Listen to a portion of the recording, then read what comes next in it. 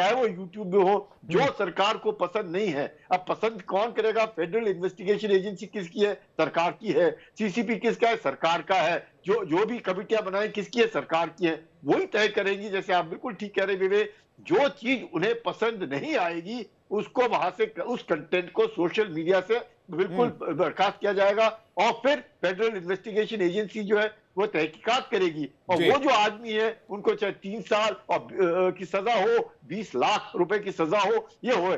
यही कारण है कि मोहसिन साहब ने एक छोटा सा ट्वीट किया, एक्स जिसे बोलते हैं, और उसके बाद उनके अभी जो एक ट्वीट है, जो एक्स है, वो आज की तारीख में फरवरी 24 से लेकर के बिल्कुल बंद है। पाकिस्तान में आप इसका इस्तेमाल नहीं कर सकते। तो ये जो कानून अब धीरे धीरे आ रहे हैं, मकसद एक है कि कहीं ना कहीं शहबाज शरीफ की सरकार को लग रहा है, मुनीर जो चीफ है उनको लग रहा है कि हालात जो है पाकिस्तान के अंदर अभी कुछ दिन पहले ही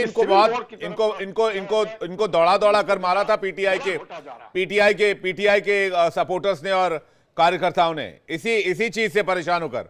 और मैं पाकिस्तान के पत्रकारों के लिए क्या बोलूं, बड़ा मुझे बुरा लगता है, बड़ी हमदर्दी है। और हमारे साथ अजीम भट्ट जुड़ गए हैं, 6 महीने के बाद जेल से बाहर आए। देखिए कैसी हालत हो गई अजीम भाई की, दाढ़ी वाली भी बढ़ गए हैं, बाल वाल भी लंबे हो गए हैं। अजीम भाई, मुझे आपके लिए भी बहुत बुरा लगता है, और मैं आपके लिए और पाकिस्तान के पत्रकारों की तरफ से 2 लाइन पढ़ना चाहता हूं कि आशिकी में हमको यह अंजाम मिला है। अब जो मुल्क से आशिकी करते हैं, तो आशिकी में हमको यह अंजाम मिला है, वफा के बदले बेवफाई का इनाम मिला है।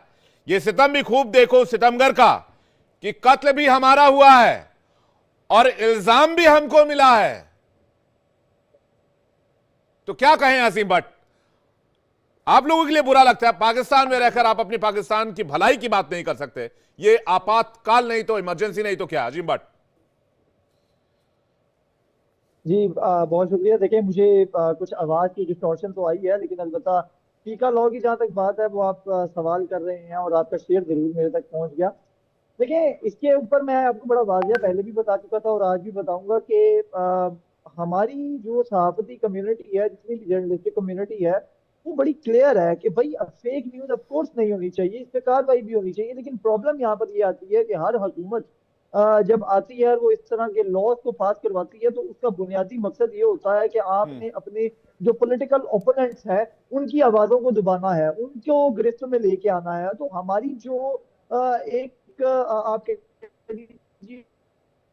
इनसिक्योरिटी है सहाफियों की, वो यही है कि भाई आपने इन लॉज के तहत जो है वो अपने ओपोनेंट्स को जो है वो खामोश करवाना है। और दूसरी सबसे बड़ी बात यह है कि अगर आप समझते हैं कि जो चीजें आप पोर्ट्रे कर रहे हैं कि सिर्फ फेक न्यूज को और जो इंतशार फैलाने वाले लोग हैं उनको पकड़ेंगे, तो इसमें हम जर्नलिस्ट कम्युनिटी को क्यों ऑन बोर्ड नहीं रखा गया? आपने हमसे क्यों नहीं पूछा? हम लोग तो कई सालों से कहते आ रहे हैं कि ऑफकोर्स फेक न्यूज के खिलाफ जो है वो कार्रवाई होनी चाहिए, लेकिन वो फेक न्यूज का तायुब जो है वो कौन करेगा? वो हुकूमत तो नहीं करेगी ना। हुकूमत यानी कि खुद बैठी है और उस पर तनकीद करने वाले को जो है वो फेक न्यूज के जिम्मे के अंदर ले आती है और वो उसको गिरफ्तार कर लेती है और आप उसको 3 साल के लिए अंदर ले जाते हैं, और बाद में उसकी वो हुकूमत की के खिलाफ जो खबर है वो सच्ची साबित हो जाए, तो उसके 3 साल कहाँ जाएंगे?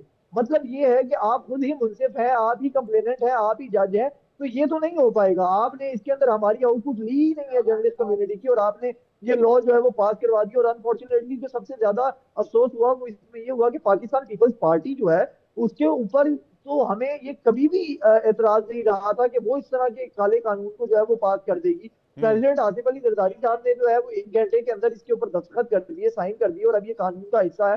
तो हमें सबसे ज्यादा अफसोस इस चीज का, क्योंकि हमने जो पीपल्स पार्टी का दौरे हुकूमत है उसको देखा है।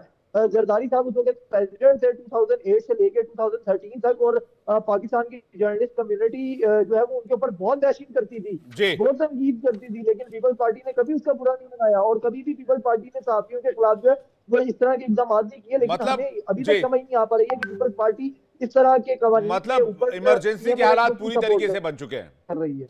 अब मुआज जाफरी जी हमारे साथ है, पूरे इस गुफ्तगू को सुन रहे हैं। अब कहां ढूंढने जाओगे? हमारे कत्ल का इल्जाम भी हम ही पर रख दो जाफरी साहब। मतलब है ना, 2 चीजों की तस्हीह कर दूं। एक तो आप कह रहे थे कि पाकिस्तान के अंदर भारत की तारीफ करने के ऊपर लोगों को उठाकर टीका लॉ में डाल दिया जाएगा। भारत की क्या तारीफ करे विवेक? भारत के तो जैसा मैंने बताया कि अपनी जेलों में जो सहाफी हैं वो पड़े सड़ रहे हैं। ध्रुव राठी भारत वापस आने से डरते हैं। आपकी सुप्रीम कोर्ट में उनके खिलाफ केसेस किए जाते हैं सिर्फ इसलिए कि वो हुकूमत को क्रिटिसाइज करते हैं। हम लॉ नहीं लाते हैं। आपके मेहमान हमारे सुप्रीम कोर्ट में याचिका डाली जाती है, याचिका उसको रिक्वेस्ट कहते हैं। तो जी जी जी जी सुप्रीम कोर्ट में केस लड़े, बेसिकली लॉ। हाँ केस लड़े, यहाँ कोई लॉ नहीं है कि भाई पत्रकार को उठा के